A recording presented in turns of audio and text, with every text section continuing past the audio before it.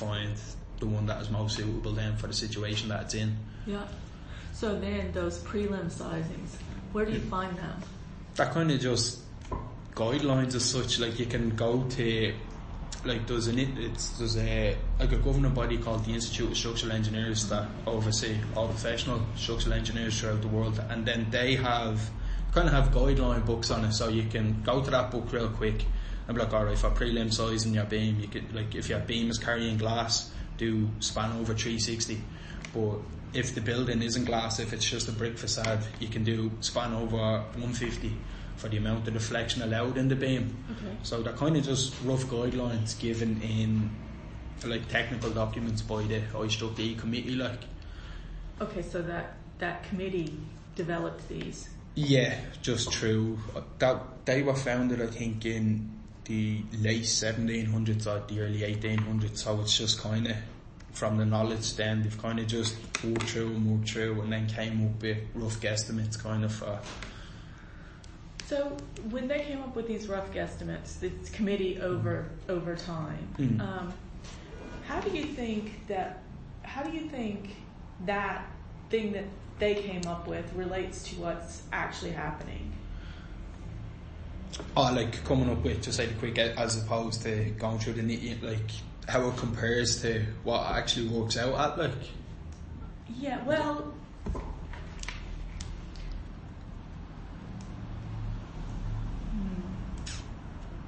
guess I'm wondering if in these things there's a real right or wrong answer. Yeah.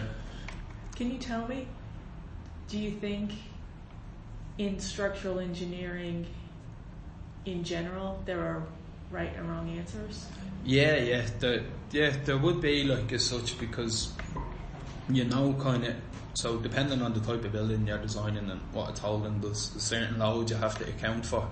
So between that then, so you come up with just say the load you need, and then you'll know kind of there's a range of usable, so you're like, okay, you can use columns ranging from this size to up to this size. So there is like less than that your building is going to fall down, it's not usable, and then adding more than that, then it will hold the building, but then there's a massive cost involved in using oversized members. So there is kind of like for each building there's like a specific window where it's strong enough to hold the building, and then it's cheap enough to make it feasible to actually build this building. Yeah.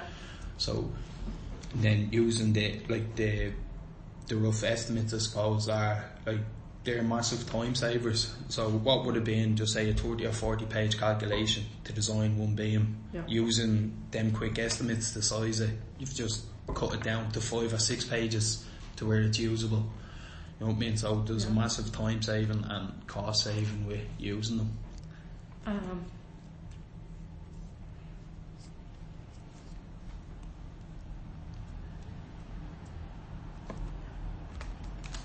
So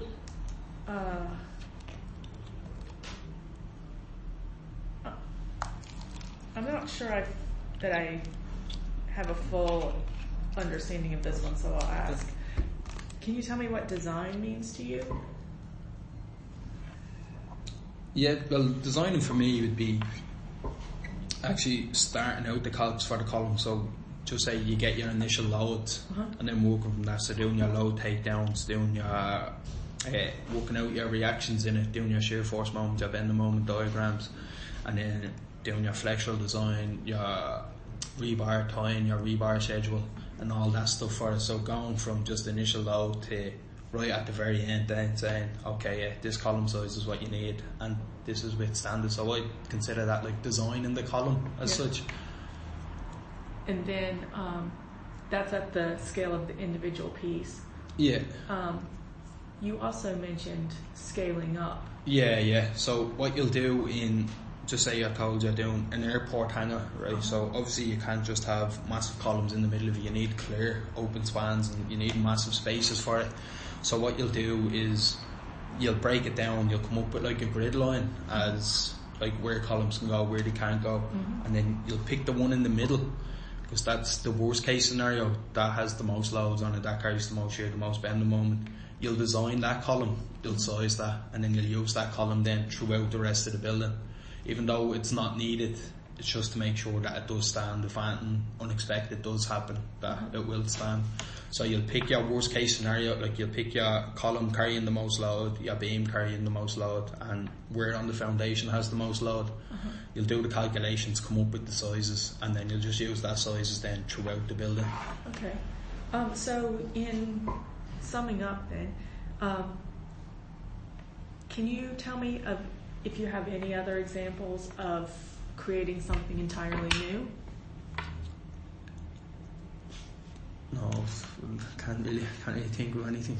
Okay, and the other one, do you have any other examples of generating new knowledge or anything? Well, it would just be from, like I know actually now with like the Eurocode, which is the committee that comes up with how we have to design stuff, it's their regulations. Like at the moment now they're running loads, like they're doing tests on concrete, like what I'm doing now for my thesis, so the bolt pull out. So they themselves are running numerous tests, constantly testing it to come up with factors to use on that. But like it's not, like they're working on them now and it's in draft stage, but it's not going to be released until like 2022.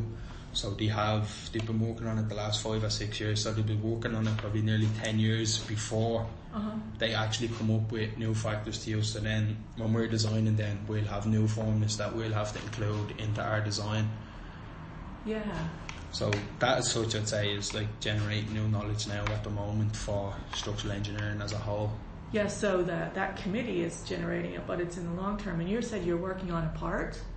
Yeah, well like one of our lecturers is on, like he's on the committee, like he's coming up with doing it, so he has access to draft stages, so there's a formula in it that we needed for my project, so he told me what the formula was, and then I'm looking at that then to see how well that's held up between what I've achieved in the lab and what this formula is telling me I've achieved on paper, and then it's seeing how closely related they are, and then they'll be used then, I suppose, but they're doing it themselves where everything is quality controlled.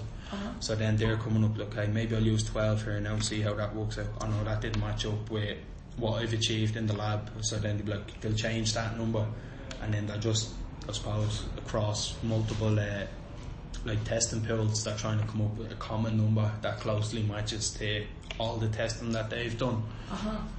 So your teacher's involved with that, and you're writing a yeah, I'm doing like my project, like it's not part of the work they're doing, but I'm just looking at, to say, a subsection of that, and that's what I'm doing my final year project on, is to see where the number that they have, just to see if that actually matched up with what I've got in testing.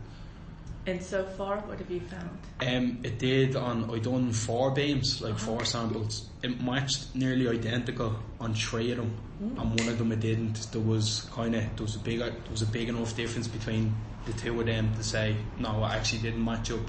So now I have to sit down and essentially come up with reasons why it didn't match, or why I didn't think it matched. So what was the issues? Like, was there any like stuff go wrong essentially in testing that caused the results to be so dramatically different? So how will you validate your